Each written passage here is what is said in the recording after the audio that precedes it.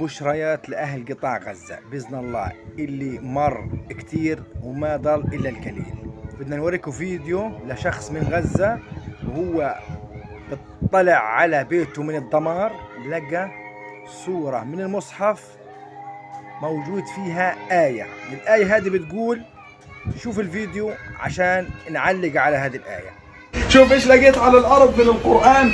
قال ثم يأتي من بعد ذلك سبع شداد يأكلن ما قدمت لهن إلا قليلا مما تحصن ثم يأتي من بعد ذلك عام فيه يغاث الناس. هذه رسالة من الله لكل واحد شاف الفيديو في قطاع غزة. الله غالب يا حج. الله. تفسير هذا الفيديو يعني انه الحرب قربت على الانتهاء بإذن الله طبعا.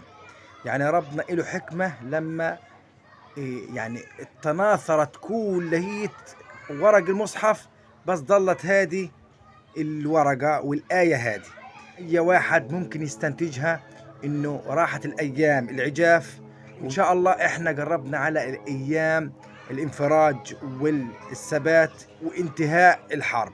كل بآمن بالمصحف والمعجزات اللي بينزلها ربنا علينا، وهذه معجزة من معجزات إنه ربنا يخلي هذه الورقة من المصحف وهذه الآية إنه حد يطلع ويتداولها.